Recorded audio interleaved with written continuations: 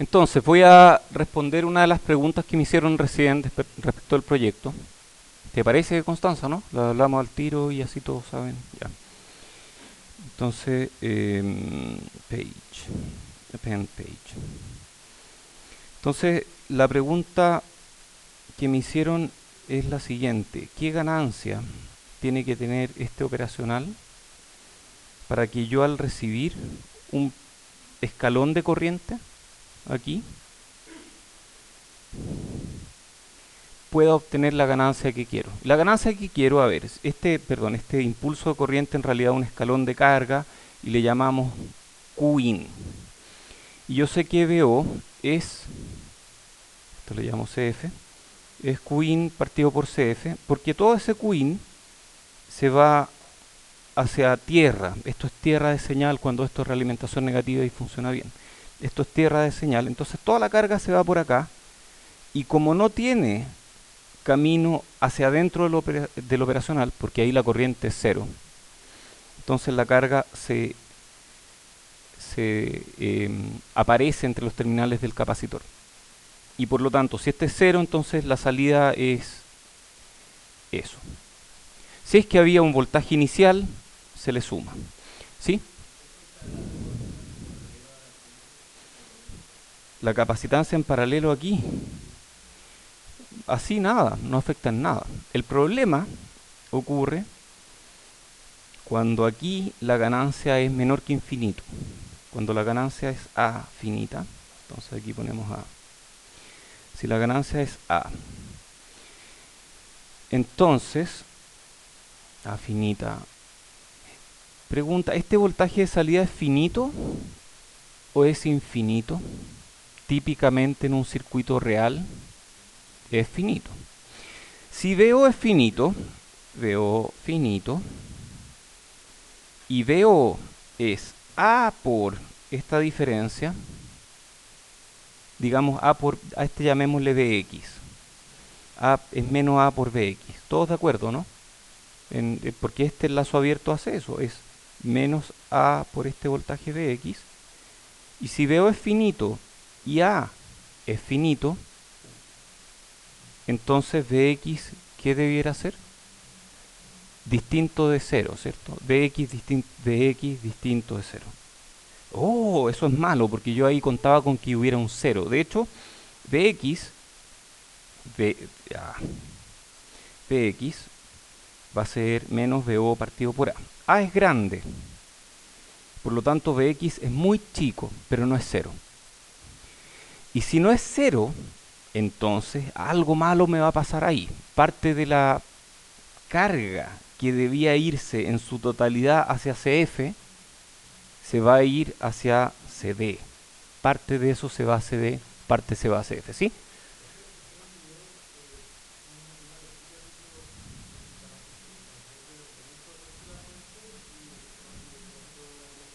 Ese es otro. Ese otro capacitor. Este CD es el capacitor del vector y este tiene que ser lo más chico posible. Va en serie en alguna parte. Aquí lo estoy omitiendo. ¿Omitirlo?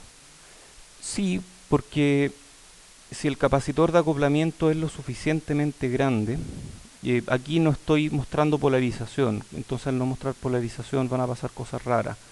Pero si ponemos polarización y pongo un capacitor de acoplamiento ahí, este capacitor es grande, es enorme, en comparación con otros capacitores del circuito. O más bien para las constantes de tiempo, este capacitor es enorme. Lo cual hace que en la práctica actúe como una batería. O sea, da lo mismo cuánta corriente circule por ahí para los niveles de corriente que van a circular. Son tan chicos que no pueden cambiar su voltaje. Ese es el objetivo. Entonces ese capacitor para todos los efectos prácticos opera como batería. Es como una batería en serie. Entonces lo vamos a dibujar como una batería en serie. Y si nos vamos a pequeña señal, ¿qué le pasa a las baterías DC en pequeña señal? Se convierten en cortocircuito. Entonces podemos analizarlo sin esto. Entonces no es tan flight hacer eso. no es tan flight eliminar ese capacitor. Lo que sí hay que hacer es tener súper claro por qué podemos eliminarlo. ¿De acuerdo? Ya, oye, entonces calculemos el voltaje de salida. Algo de esto creo que ya mencioné en algún momento, pero es bueno hacerlo igual porque ya que están preocupados del proyecto. Entonces calculemos el voltaje de salida. En este caso el voltaje de salida, cuando aparece esta capacitancia, a ver, parte de esta carga se va a ir para allá y parte de esta carga se va a ir para allá. Y a mí me interesa lo que se va allá nomás. Entonces, bueno, hay varias formas de resolver este problema. Una de ellas es con realimentación. Todavía no aprendemos mucho de eso. Lo van a aprender más en el curso que viene, los que osen tomarlo. Pero, pero ahora tenemos igual herramienta. O sea, si es que nosotros decimos que BO es A, o sea, yo podría resolverlo diciendo BO igual A por BX, o menos A por BX, donde esto es BX. Y BX, a su vez, es... BX va a tener que ver con CD, ¿cierto? Es Qin partido por... No, es la fracción de Qin que se va a CD partido por CD. Y la otra fracción de Qin que se va por acá es lo que me da el voltaje de salida. Entonces, como que tengo un set de ecuaciones que lo resuelve. Se puede hacer.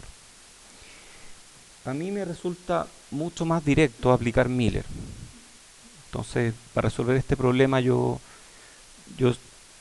tiendo a hacerlo por Miller. Entonces, dado que aquí hay una ganancia menos A entre este nodo y este nodo, este circuito se parece a esto.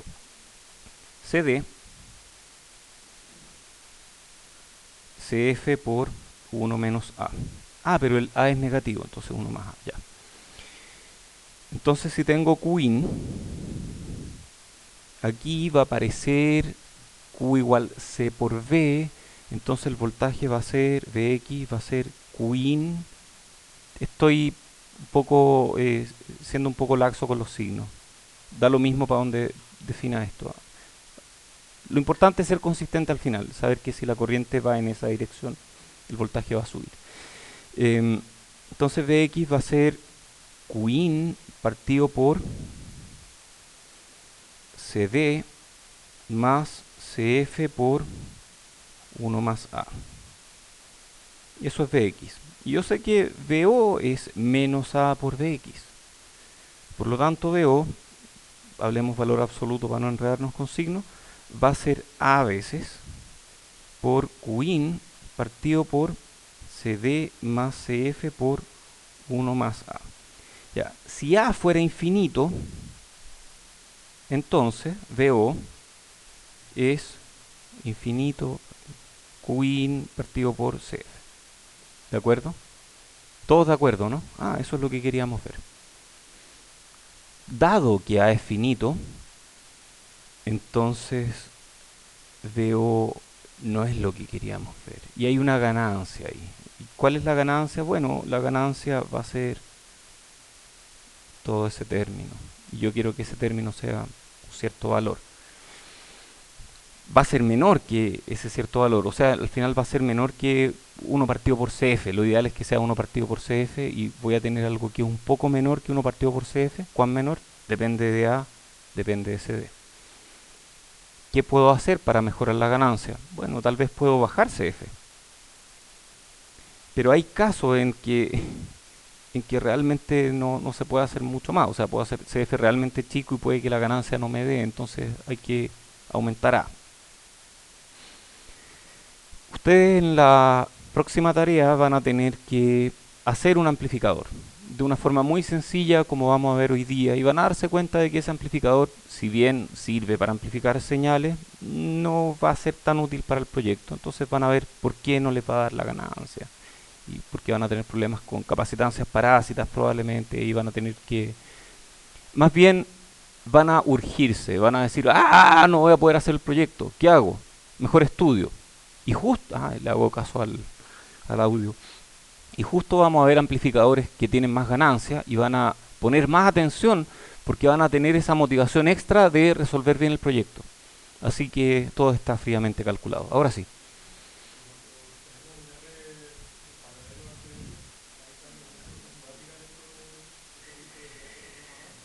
no se puede aplicar tal cual, pero sí se puede aplicar si tú consideras que esto es Z.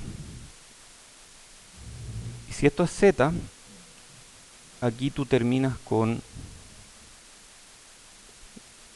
Z partido por 1 más A o algo así. Hay que calcularlo, pero es efecto Miller más genérico. ¿De acuerdo? Y eso funciona. En realidad, ahí estamos aplicando efecto Miller y aproximación de Miller, que es otro concepto que dice esto funciona muy bien cuando A es infinitamente rápido. Si A empieza a ser un poco más lento, va a introducir nuevas constantes de tiempo. Pero mientras A sea suficientemente rápido, esta aproximación del efecto Miller funciona bien. Ya, hoy vamos con la clase. Ya hablamos de efectos de la... aquí estábamos viendo MOSFET. Y hablamos de... A ver, hay varias cosas que quiero rescatar de la clase anterior. Y me gustaría repetirlas hoy día porque creo que es súper importante. El MOSFET tiene 3 terminales. Mejor allá. Dren, fuente y compuerta. Por la compuerta no hay corriente. Creo que eso no lo dije muy explícitamente. Por la compuerta no hay corriente porque de hecho la compuerta está aislada. Hola. Está aislada del resto del transistor. Por lo tanto, por la compuerta no hay corriente. En este curso, en otros cursos hay corriente. Entonces en este curso, por la compuerta la corriente es 0. Pero al mover el voltaje de compuerta, ejerzo un campo eléctrico en esta región que le llamamos canal. Y ese campo eléctrico es capaz de producir un efecto en el canal, un efecto debido al campo eléctrico. Transistor de efecto de campo. Ya, tiene sentido. Que permite que pase corriente entre dren y fuente.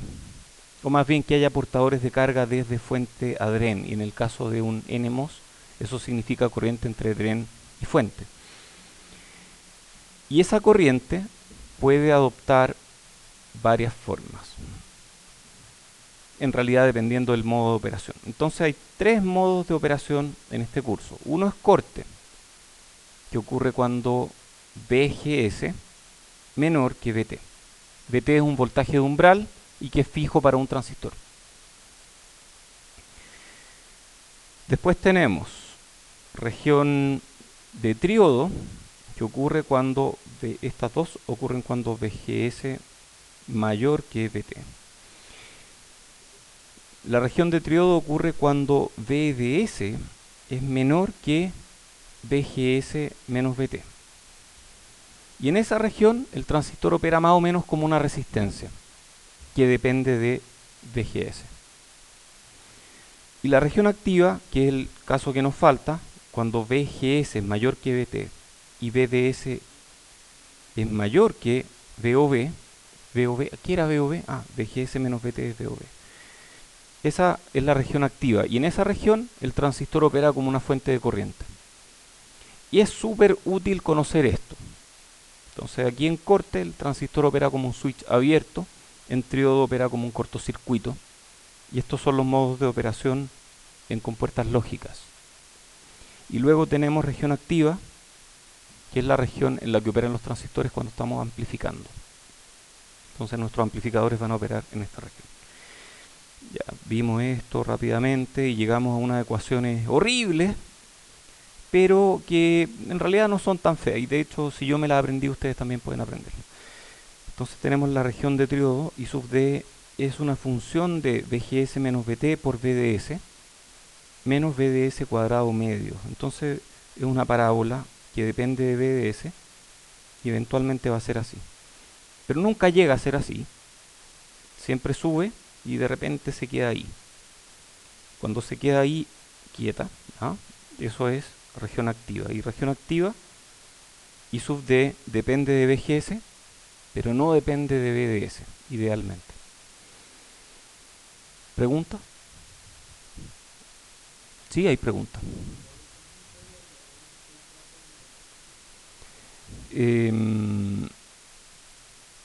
A ver, en realidad la corriente no es que no dependa de, más que constante, no depende de VDS. En los MOSFETs. En la práctica, no sé bien a qué va tu pregunta, pero en la práctica sí hay una dependencia de BDS, que es pequeña, pero que igual nos permite modelar esto como una fuente de corriente más o menos buena. Después se producen otros efectos. Cuando BDS crece mucho, cae en una región como de ruptura y pasan cosas raras. Ahí no queremos llegar. Em, pero en general, para efectos como de modelo, como de abstracción matemática, es bueno entender que en esta región la corriente depende principalmente de VGS, pero depende muy poco de BDS. Y eso es útil para amplificar. ¿De acuerdo? ¿Más preguntas? Ya, entonces hablamos de las regiones de operación, región activa, triodo de corte, vimos los diferentes puntos. Oye, entonces eso era importante, eso que dije en algún momento, parece que era importante, que la corriente de compuerta es cero. Entonces aquí tenemos I sub D y aquí tenemos I sub S. Si esta corriente de compuerta es cero y esto es como una especie de supernodo, entonces, ¿qué podemos decir de I sub D e I sub S? Son iguales, ¿cierto? Estos dos son iguales. Eso no ocurre en todos los transistores. Hay transistores de otros tipos que tienen corrientes aquí. A veces son corrientes pequeñas, otras veces son corrientes más grandes. Y esos transistores, bueno, ahí la suma de dos corrientes da la tercera. Muy bien, este es el resumen. Acuérdense de estas curvas, que son importantes. Y estas curvas, bueno, lo dije, pero lo repito. Cuando VGS crece, estas curvas se mueven hacia arriba. Y cada vez se separan más, porque dependen de manera cuadrática de VGS menos VT. Entonces cuando VGS es VT, la curva es cero. Y cuando VGS menos VT crece, la distancia, la separación entre estas curvas depende cuadráticamente de VGS menos VT. Entonces aquí son planas. Cuando VDS crece mucho, como que la corriente satura. Por eso le llaman región de saturación, pero yo prefiero llamar región activa. Muy bien, ¿qué tan exacto es? No es tan exacto este modelo y vamos a ver que en otros cursos que esto no se cumple tan bien, pero no importa. Este es el MOSFET complementario, tiene dos partes, un NMOS y la otra parte un PMOS. Son transistores distintos, no es que sean el mismo transistor que tiene varias partes, no. Este es un NMOS, este es un PMOS. Son dos transistores totalmente independientes, no comparten ningún terminal. Pero lo importante es que yo, en una tecnología donde tengo acceso a transistores NMOS y transistores PMOS, si tengo acceso a ambos sabores de transistores, entonces me es más fácil diseñar circuitos. Porque para algunas cosas los NMOS son buenos, para otras cosas los PMOS son buenos. Y si tengo los dos, puedo hacer más. ¿Para qué cosas? Ya las vamos a ver. Entonces este es el MOSFET de canal P que tiene las mismas ecuaciones, pero mu P es mucho más chico que mu N en el caso del NMOS. ¿Cuántas veces más chico? Entre 2 y 6 veces más chico. Y más o menos. Y bueno, a todo hay que ponerle valor absoluto porque todos los voltajes, todas las corrientes, todo se da vuelta.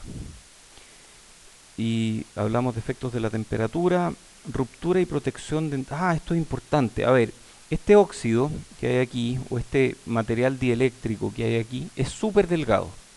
Entonces si aplicamos un voltaje aquí, externamente, y tenemos otro voltaje en el canal, dado que esto es súper delgado, ¿qué tan delgado es?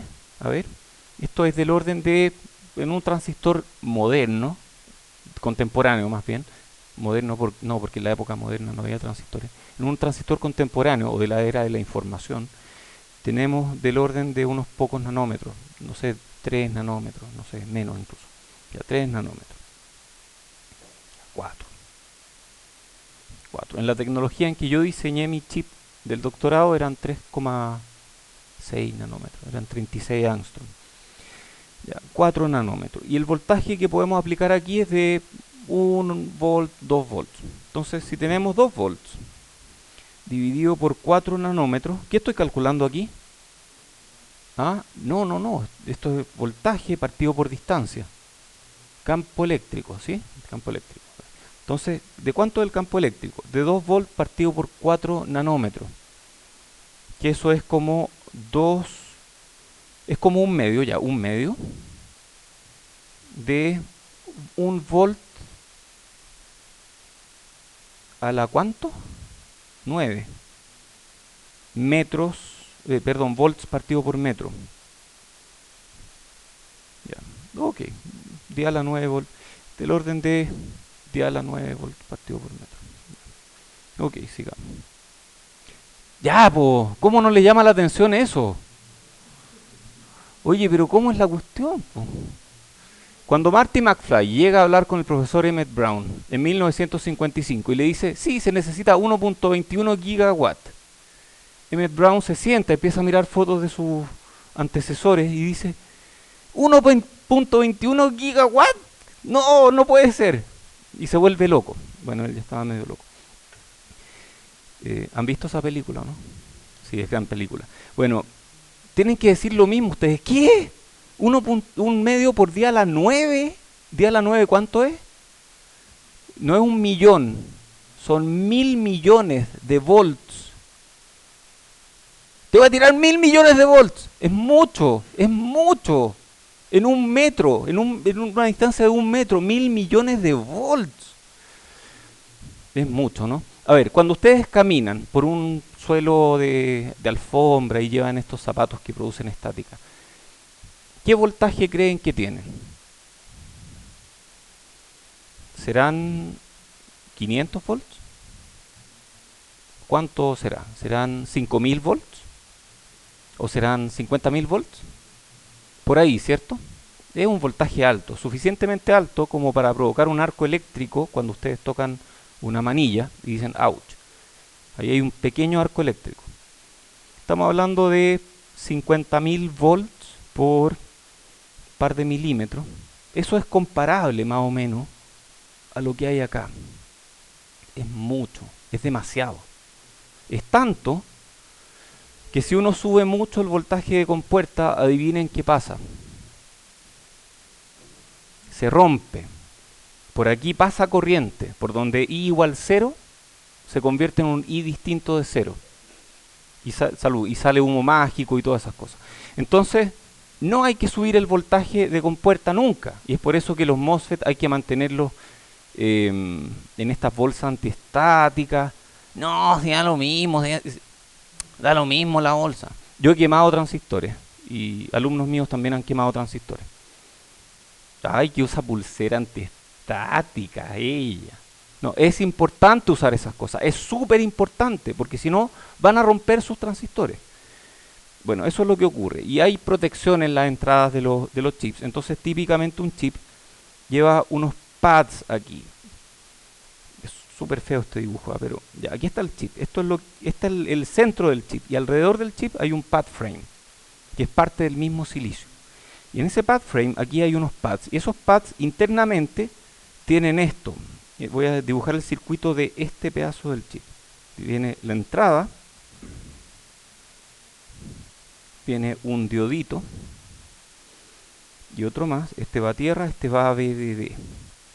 Y aquí viene el resto del chip. ¿Qué hacen estos diodos? Están polarizados en forma inversa. No hacen nada. ¿O hacen algo? ¿Qué pasa si este voltaje excede VDD? Se activa esta protección y limita el voltaje de entrada. Entonces esos diodos son capaces de limitar los voltajes de entrada para una cierta capacitancia. Entonces asumen que uno tiene una capacitancia de par de picofarad o algo cuando va caminando por la calle. Y esa capacitancia, o un poco más de hecho, y esa capacitancia cargada a decenas de kilovolts produce una carga eléctrica, es cierto, esa carga se va aquí al capacitor, al diodo, y se disipa ahí. Y no le hace nada al chip. Ya, sigamos. MOSFET en pequeña señal. Sí hay pregunta, hay dos, una aquí. El otro. Misma cosa, si es que este voltaje llega a bajar de tierra, llega a ser muy negativo, también voy a quemar la compuerta. Y ese diodo hace que pase corriente ahí. Ya. ¿Más preguntas? ¿No? Ya. Oye, veamos el MOSFET en pequeña señal. Pequeña señal es típicamente en región activa. ¿De acuerdo? Entonces vamos a hablar de pequeña señal en región activa para hacer amplificadores. Entonces esto se aplica en amplificadores. Cuando uno quiere diseñar un amplificador con MOSFETs, tiene que aplicar pequeña señal. Que no me gustó la materia de diodos de pequeña señal. Mala suerte. Van a tener que aprenderla para transistores. Y es súper importante. Y si no les gusta después de transistores, van a haber otros transistores y también van a tener que aprenderla. Y si ahí así todo no les gusta, está bien, tal vez la electrónica no es para ustedes. Pero ahí van a tener un bit de información extra en su vida. ¿Y te gusta la electrónica? No, sabéis que me cargó el curso. Bien, eso es una salida válida de este curso. Y ojalá muchos de ustedes después de este curso puedan decir me gusta o no me gusta. Y no, y me gusta más o menos. Porque cuando a alguien le gusta algo, lo persigue. Y cuando a alguien no le gusta algo, lo evita. ¿De acuerdo? Entonces es súper importante que este curso lo ayude de alguna forma a seguir su carrera en ingeniería. Entonces, bueno, el MOSFET ya dijimos tiene 3 regiones de operación: activa, corte y triodo. Cuando es utilizado como interruptor, va entre las regiones de corte y triodo. Eso es circuitos digitales. Cuando es utilizado como amplificador, como elemento activo, es polarizado en un punto de operación. Ese es como el Q.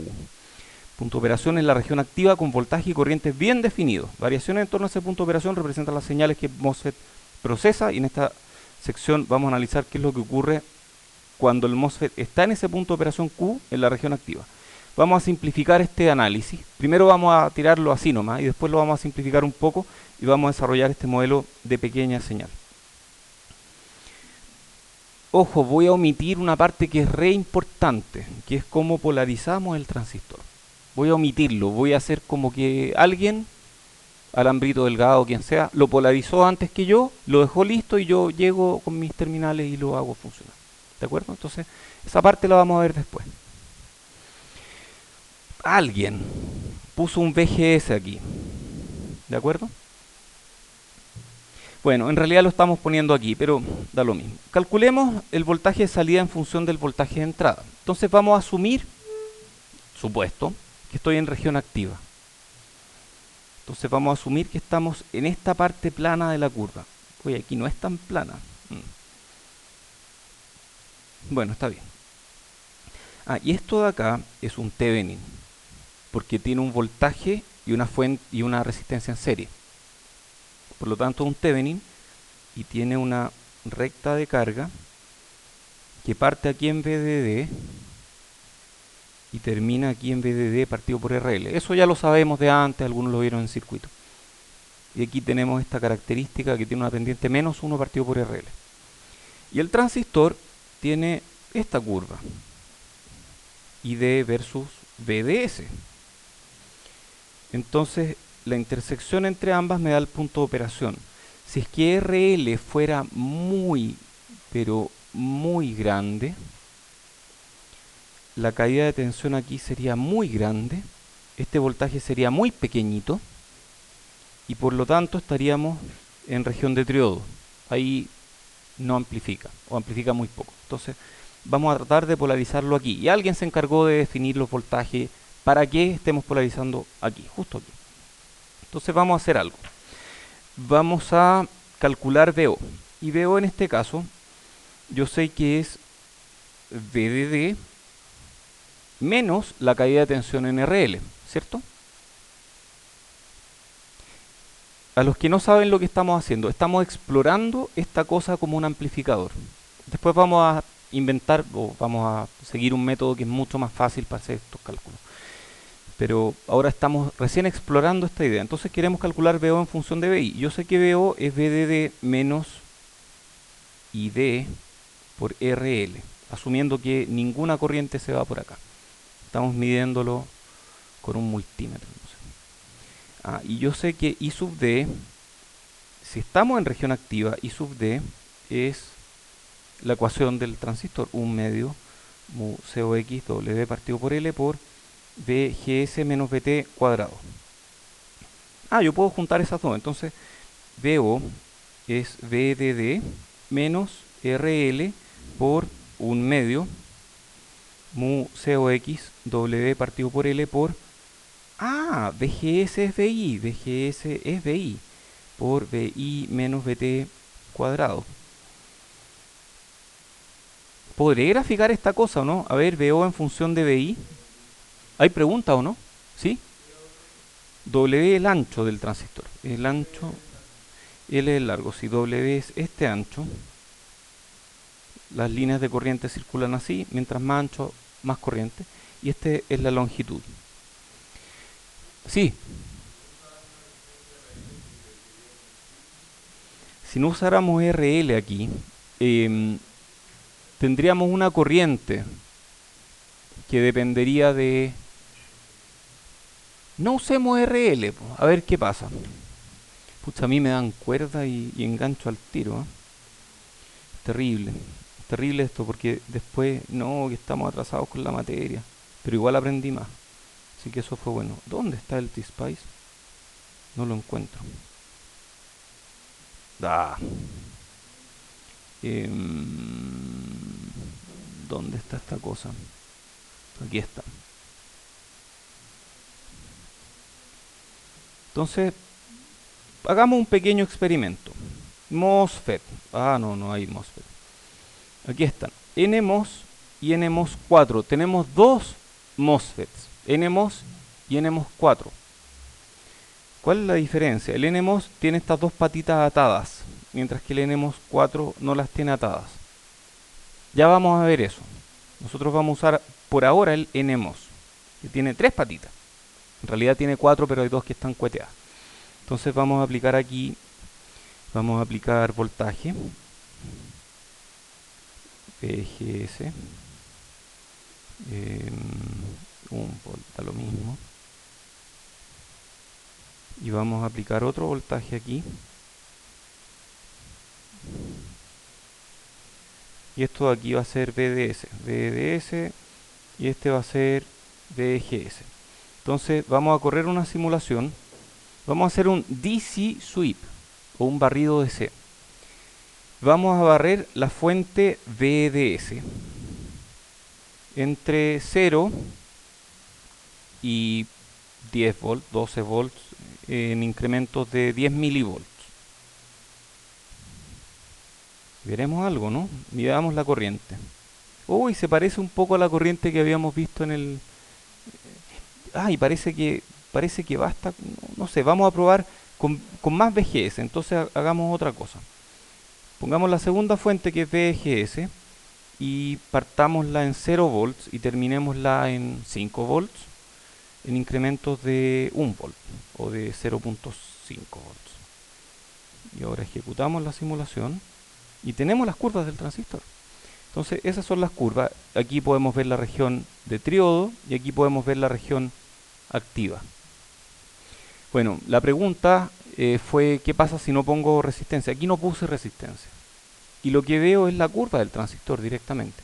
Si pongo una resistencia, voy a ver algo distinto aquí. Ahí la corriente va a estar limitada por otras razones. Aquí voy a tener un Thevenin, entonces voy a estar graficando en realidad el resultado de un Thevenin, que es lo que estamos calculando ahora.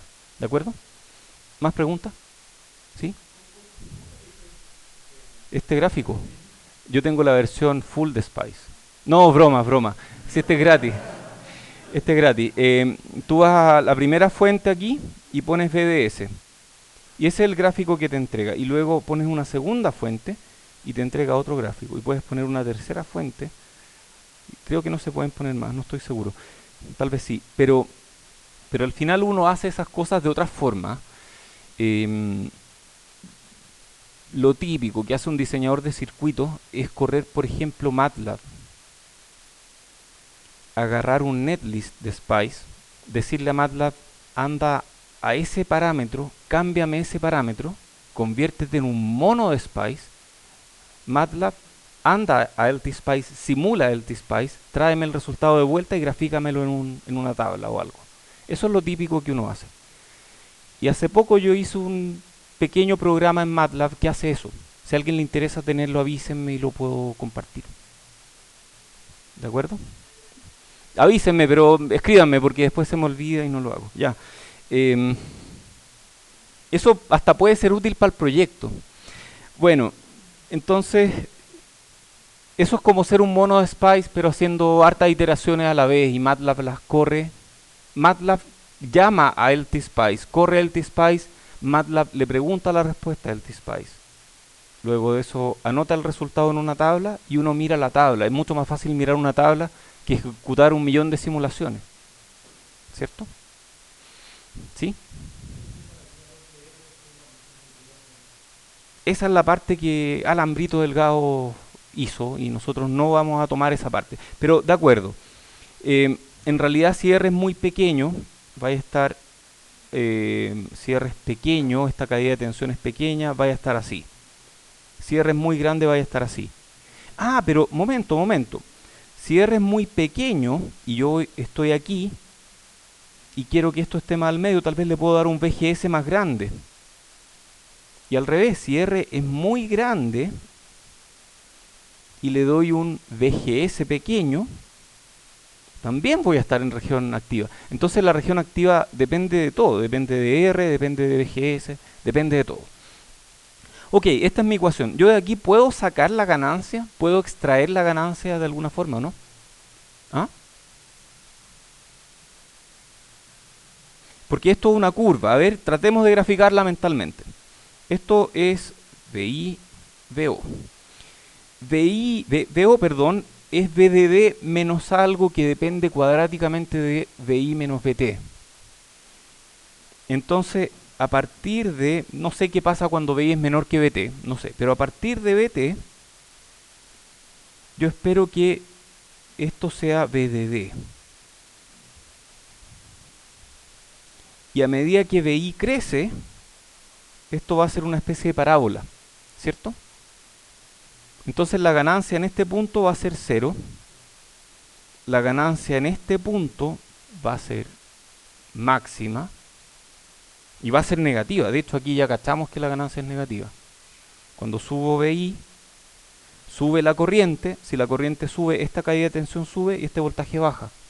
VI sube, VO baja, ganancia negativa. Ah, y la ganancia yo sé que es la pendiente. ¿Puedo calcularla a partir de esta ecuación o no? ¿Cómo? Derivando, derivemos. Entonces VO igual esta se va, VI, aparece este 2 baja y menos RL por mu COX doble partido por L por VI menos VT. Y esa es la ganancia. A ver. Ya, ok, pero momento, esto es VI menos VT, pero a mí me interesa eso. Tal vez hice algo mal aquí o no. ¿Qué hice mal? Porque aquí la ganancia depende de... Pero yo no quiero que dependa de VT. ¿Cuál es mi ganancia aquí? Porque aquí hay un término que es constante y otro término que... ¿Ah?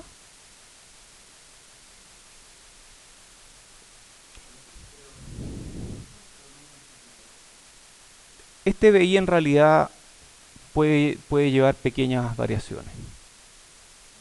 Y eso va a aparecer aquí. Rodrigo. El BI, a ver, este BI es de polarización, pero además lleva una pequeña señal.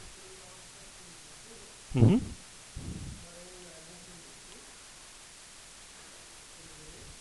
¿Ya?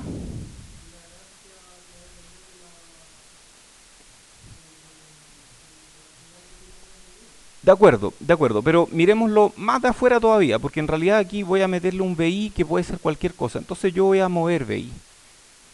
Y BO va a variar así, y la ganancia en realidad es la pendiente en ese punto. ¿Sí?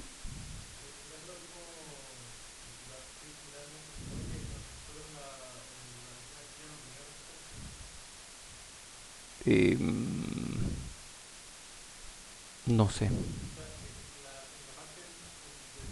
Ujú. Sí, y en región activa actúa como una fuente de corriente.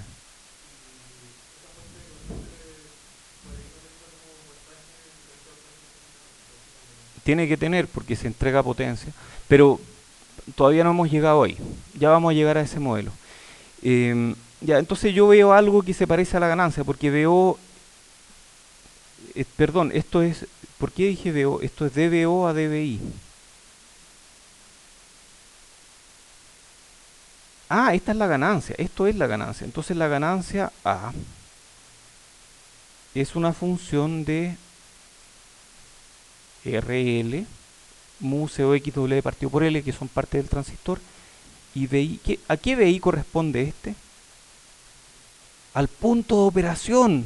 Claro, a eso iba lo que decía Rodrigo, ¿cierto? Parece que VI en realidad tiene dos partes, una parte que es DC y otra parte que hace. Ya, perfecto. Entonces si tengo un VI, que es mi punto de operación, en ese punto de operación yo puedo evaluar la ganancia y me da esa pendiente y ahí tengo la ganancia. Entonces parece que la ganancia depende de VI menos VT en DC. Y ese VI en realidad es VGS. Y VGS menos VT le habíamos puesto VOV. Entonces parece que la ganancia depende de VOV. Ya, ok, no tuvimos tanta dificultad y de hecho este mismo circuito ustedes lo pueden usar para amplificar algo en el proyecto. Pero lo van a tener que modificar. A ver, entonces nos da una curva de transferencia, que es una cosa así, más o menos. En realidad esta curva no es tan... A ver, ¿qué pasa cuando VI crece mucho? Ahí yo no dije lo que pasa, yo dije esto se parece a una parábola. Pero cuando VI crece mucho, si VI crece mucho, la corriente crece mucho. Y si la corriente crece mucho, esta caída de tensión también crece. Y como VDD está fijo y esta caída de tensión crece, VO se hace muy pequeño. Y cuando VO se hace muy pequeño, VDS se hace muy pequeño. Y si VDS es muy pequeño, a ver, ¿cómo está? Si VDS es muy pequeño, nos salimos de la región activa. Entonces realmente lo que pasa aquí, al final, es que nos salimos de la región activa y esto se establece como un divisor de tensión entre RL y el R del transistor. Entonces eso es lo que pasa en esta curva y así se ve. Entonces justo aquí estamos en región activa y bueno, esta es la curva de transferencia que yo dibujé aquí. Y nosotros a esta curva le podemos calcular la ganancia. Y ya vimos cuánto es, de hecho la calculamos recién, ¿cierto? Ya vimos cuánto es. Pero me gustaría hacer algo mejor que esto, porque en realidad, así como está el transistor, no me sirve mucho para diseñar algo, porque cada vez que diseñe algo con 18 transistores, voy a tener que hacer la misma ecuación para los 18 transistores en región activa y voy a tener que derivar una ecuación horrible. Y eso no se hace, a menos que el profesor sea un descriteriado.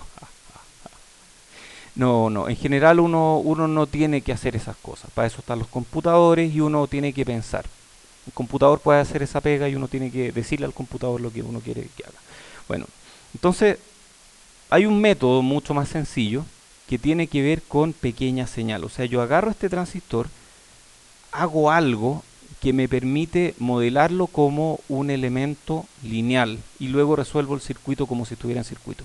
Eso es lo que vamos a ver ahora. Entonces vamos a ver el modelo para análisis en pequeñas señales. Aquí vamos a dibujar I sub D versus VGS, asumiendo un VDS constante, ¿ok? Entonces si tenemos I sub D, en realidad asumiendo un VDS tal que estamos en región activa, mejor. Entonces si estamos en región activa, VDS no importa, e I sub D es solo función de VGS y no es función de VDS. Entonces vamos a ver que parte desde VT, ¿cierto? I sub D, de hecho I sub D es un medio mu COXW partido por L por VGS menos VT. Entonces, cuadrado. Entonces, cuando VGS excede VT, tenemos I sub D, y es parabólica. Y luego, en algún punto de operación Q, pequeñas variaciones de VGS van a producir pequeñas variaciones de I sub D. O sea, yo puedo convertir pequeñas variaciones de un voltaje en pequeñas variaciones de corriente. ¿Qué elemento hace exactamente eso? ¿Mm? ¿Qué elemento convierte pequeñas variaciones de voltaje en pequeñas variaciones de corriente? ¿Qué elemento lineal ideal? Una fuente de corriente controlada por voltaje. Eso es el transistor, una fuente de corriente controlada por voltaje. Que tiene un GM. No, lo vamos a poner chiquitito, un GM. Una transconductancia. Eso es lo que vamos a tratar de calcular en esta lámina. Entonces nosotros tenemos que I sub d, bueno, más atrás todavía, VGS instantáneo, esto es lo mismo que hicimos con el diodo, es VGS de polarización más VGS de señal. Entonces yo tengo que I sub d es 1 medio mu COX W partido por L por este VGS instantáneo, VGS menos VT cuadrado. Pero este VGS es la suma de un VGS que es DC más un VGS que es AC. Entonces, en realidad es VGS más VGS más menos VT. Menos VT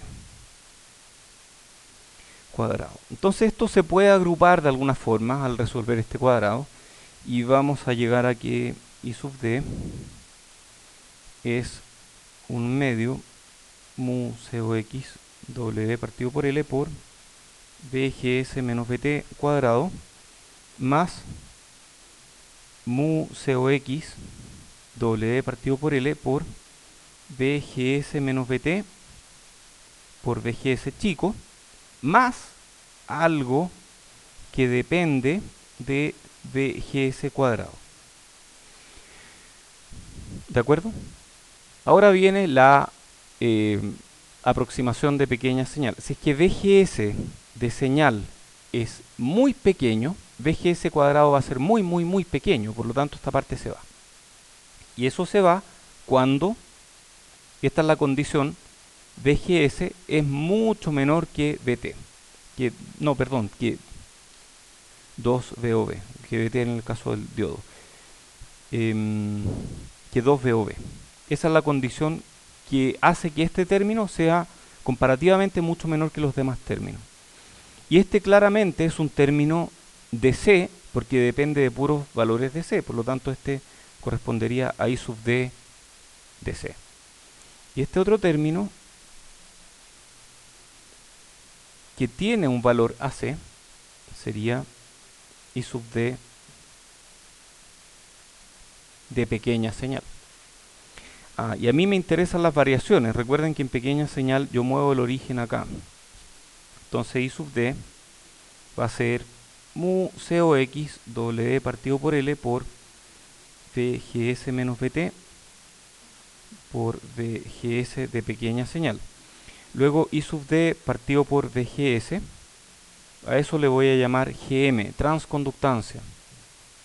Y eso es mu COX W partido por L por VGS menos VT, que es VOV.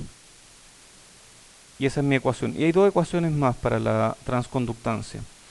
Eso también es igual a 2ID partido por VOV, que esa es la que más me gusta a mí. Y también es raíz de 2 mu COX W partido por L por ID. Entonces hay varias ecuaciones para la transconductancia. Hay tres ecuaciones. Esta tiene W partido por L y tiene VOV. Esta tiene ID y VOV, pero no tiene W partido por L. Y esta otra tiene W partido por L y tiene ID, pero no tiene VOV. Entonces hay tres combinaciones posibles. Muy bien, ¿hay preguntas?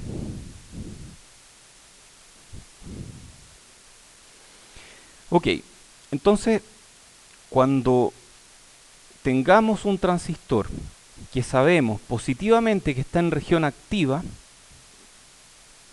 sabemos que ese transistor en pequeña señal se puede modelar por su transconductancia. Por lo tanto, vamos a llegar a un modelo equivalente para análisis en pequeña señal de un transistor en región activa. Pequeña señal es sinónimo de VGS mucho menor que, ¿cuánto era? 2VOV, ¿cierto? 2VOV. Entonces cuando VGS sea mucho menor que 2VOV, este es AC, este es DC. Cuando esa condición se dé, yo puedo aplicar el modelo de pequeña señal. Y el modelo de pequeña señal me permite agarrar este transistor, que es un bicho no lineal, horrible, con ecuaciones que no entiendo bien, y convertirlo en esto, que es mucho más simple. ¿Qué es esto? Una fuente de corriente entre D y S, y esa fuente de corriente depende de VGS.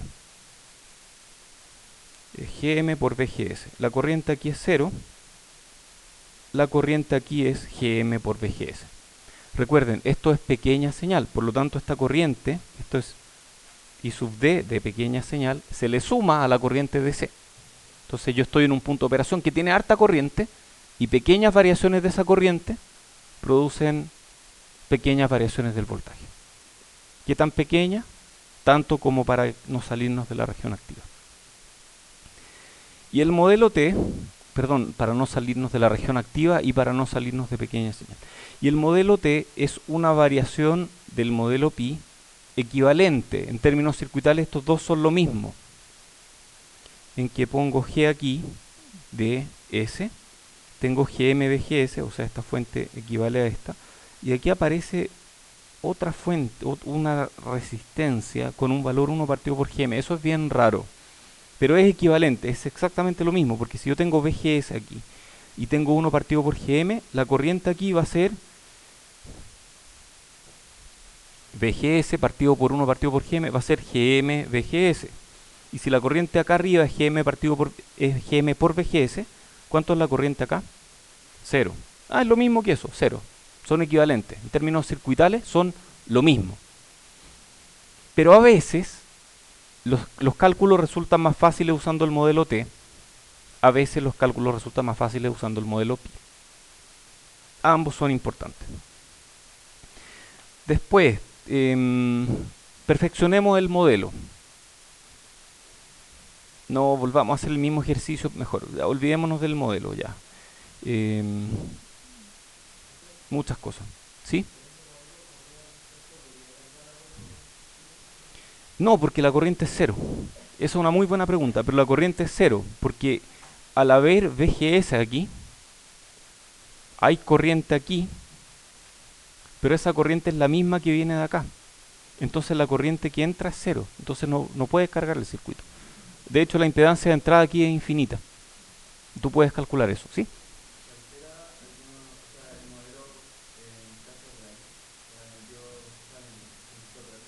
En un transistor real esto no existe, porque esto es un modelo solamente. Entonces esto me indica más o menos qué es lo que ocurre en pequeña señal, pero en la realidad no es que dentro del transistor, voy a ser súper gráfico, pero dentro del transistor no hay esto, sino que...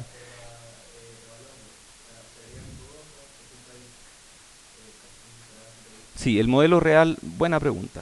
Tiene una CGS, CGD, CGB, que va al B, y entre B y esta hay otra que depende de CG, de BGB.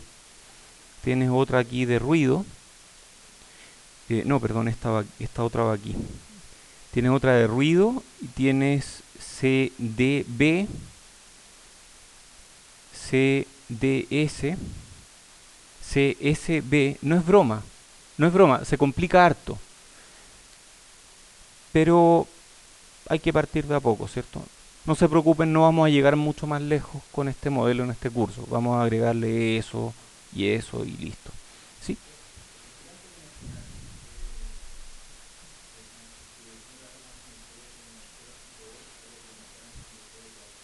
A ver, el problema cuando tu señal es muy grande es que te vas a mover con una transconductancia que cambia un montón. Y tu ganancia va a cambiar, va a partir aquí, va a terminar acá, entonces tu ganancia va a ser variable. Lo cual es muy malo en un circuito cuando la ganancia es variable, porque tú no puedes decir VO igual A por VI. Es pésimo eso, de hecho a mí me encantaría que VO fuera A por VI, pero A es variable. Entonces, ¿qué hago? Bueno, la solución para ello es, ¿alguien la sabe o no? ¿No nadie sabe? ¿Qué pasa si hago un circuito que tenga una A tan grande que me da lo mismo cuánto vale A? ¿Alguien escuchó ¡Ching! Por ahí o no? ¿No? Nadie. Nadie. ¿Ah? Realimentación. Décima. De ahí me escribes un correo. Porque yo no la anoto, me olvido. Yo confío, hay que construir una sociedad en base a la confianza. Ya, sí,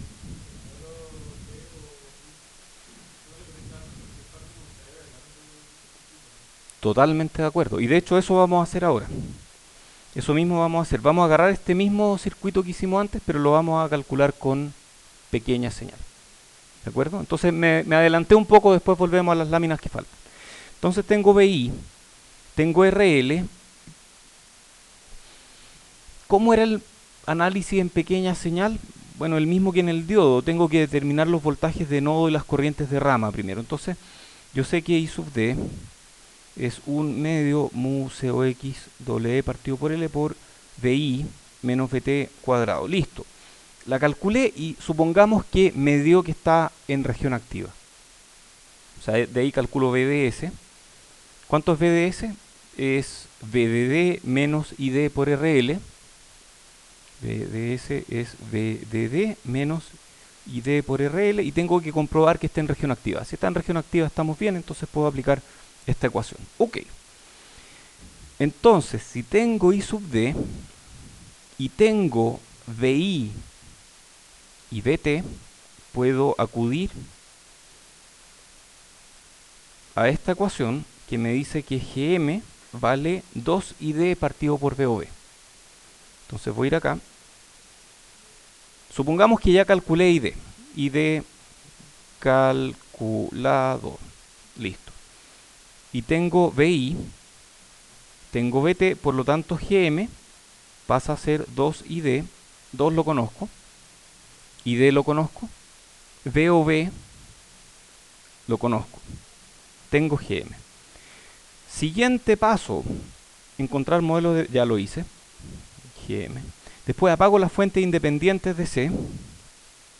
Entonces voy a apagar las fuentes independientes de C. Este en realidad es VI más un VI de pequeña señal, ¿de acuerdo? Y al apagar las fuentes de C, este se apaga y me queda VI de pequeña señal. Reemplazo por el modelo de pequeña señal, que dijimos que era esto que está acá. Quitémosle capacitancia. Entonces vamos a reemplazar VI. Esto es VGS, esto es GM, VGS. Esto es tierra, esto es D, esto es S. Tierra. D va a RL y RL va a tierra, porque VDD en pequeña señal es tierra. VDD es un voltaje tan parejo, tan constante, que para todos efectos de señal es tierra. Entonces aquí tengo RL y aquí tengo VO. Muy bien. ¿Y cuánto es VO partido por VI? A ver, aquí tengo una corriente GM-VGS que circula por aquí, este es 0, RL, aquí hay una caída de tensión, entonces VO es 0, menos RL multiplicado por esta corriente que es GM-VGS. Ah, VGS es VI. Entonces VO partido por VI es menos GM-RL. Menos GM-RL. Uy, me acordé de algo, de eso de GM efectivo por RO, ¿se acuerdan? Bueno, este es el GM efectivo de este circuito. Ah, y GM es 2ID partido por VOB. 2ID partido por VOB. Va. A ver. GMRL, que es 2ID partido por VOB. Yo había calculado otra cosa aquí. Yo había calculado otra ganancia. Esta no se parece a mi ganancia. A ver, tal vez usé la ecuación distinta. Todas son correctas, pero tal vez debía haber usado esta ecuación para que me diera el mismo resultado. Mu COX W partido por L VOB. Eso es ID partido por VDS. Entonces,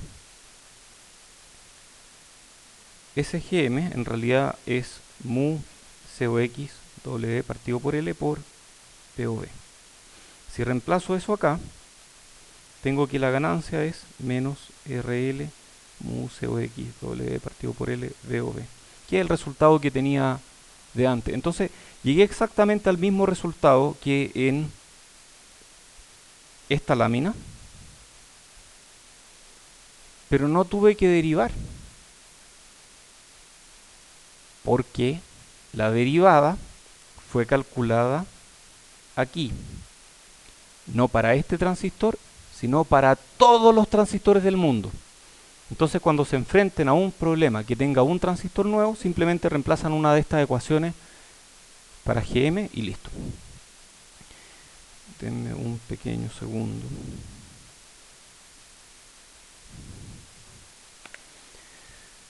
Ok, queda tiempo aún. Entonces perfeccionemos nuestro modelo de transistor. ¿Se acuerdan que les conté que en región activa esto es plano? Mentí. ¿Por qué no es plano? En realidad hay una pendiente, y esa pendiente, yo las pendientes las relaciono en las curvas I, B, las pendientes las relaciono con uno par...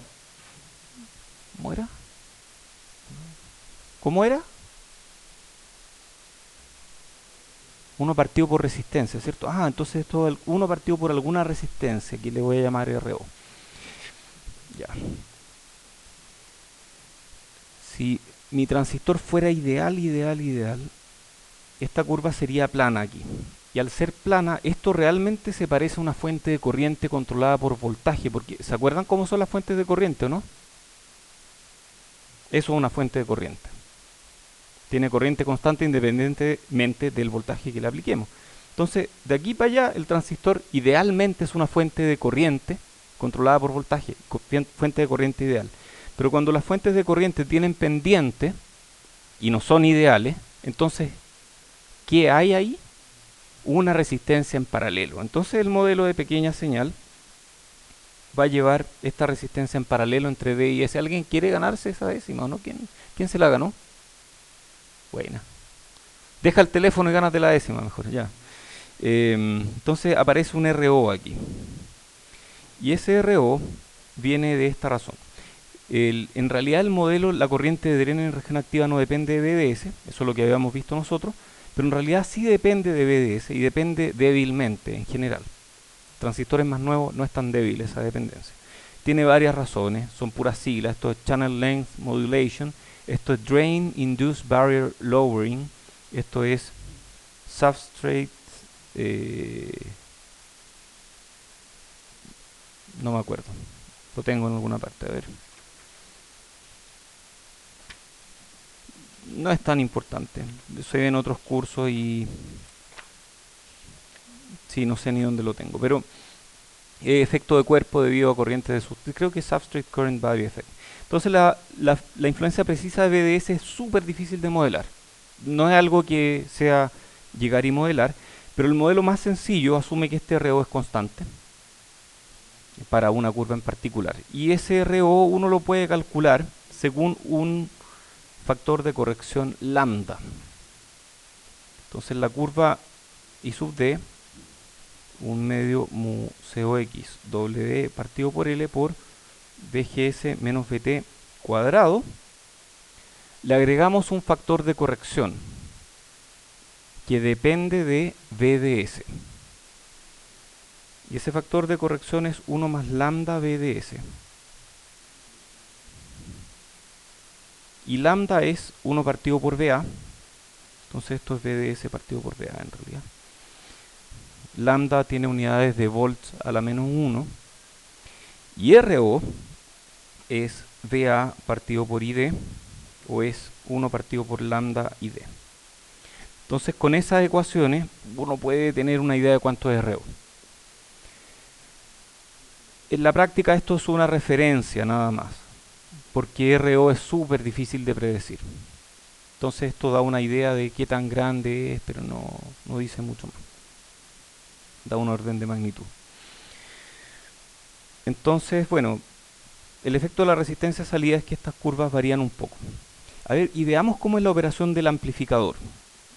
Entonces, este amplificador, que después vamos a ver con mucho más cuidado, es exactamente el que ya vimos. VDD, VO. Entonces este es VO, esto es VI. ¿Se acuerdan del Thevenin? Aquí está el Thevenin. Esto es RL.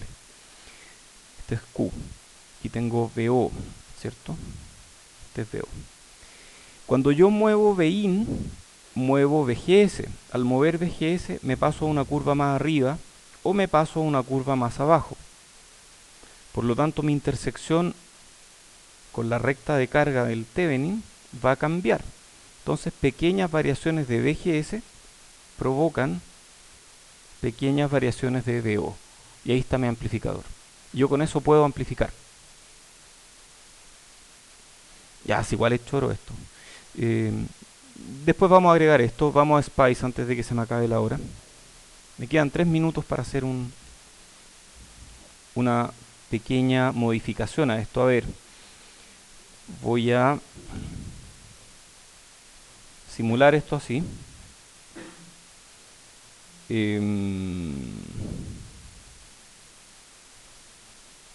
Simulémoslo ahí. Ya, entonces a mí me gustaría, por ejemplo, colguémonos de alguna de las curvas. Colguémonos de esta curva. Esta es para VGS5, 0,5, 4, 3,5, 3. Entonces vamos a aplicar un VGS de 3 volts. Vamos a aplicar un VDD de 12 volts. Y vamos a tratar de pasar por ahí 270 mA. Entonces estos van a ser 12 volts. Y vamos a aplicar un RL tal que 12 partido por R me va a dar 250 microamperes. Entonces 12 partido por 250 e a la menos 6 es 48 kilos. Entonces apliquemos aquí 48 kilos y va a darnos unas curvas, pero no son esas las curvas que queremos ver. En realidad aquí queremos aplicar un seno con 3 volts y con una amplitud de 1 volt a 1 kilo y ejecutar una simulación transiente de 10 milisegundos para ver 10 formas de onda y run. Esta es nuestra entrada y esta es la salida. No, a ver, estamos amplificando esa onda. A ver, este es chiquitito, está centrado en 3 volts, pero este es más grande. Este es más grande, está centrado en 7,2 volts. Eso tiene que ver con el nivel DC. Si queremos bajarlo hay que aumentar este valor. Si lo subo a 3,5, esto es ser mono de Spice. Si lo subo a 3,5, wow. Bueno, ahí empecé a saturar, pasaron cosas raras. Parece que el punto de operación que había elegido antes estaba mejor. Entonces este está centrado aquí, este está centrado más arriba y tiene mayor amplitud. Y yo puedo calcular esa amplitud de alguna forma. De hecho, si yo hago un punto de C, yo sé que es tarde. Si yo hago un punto de C para VGS,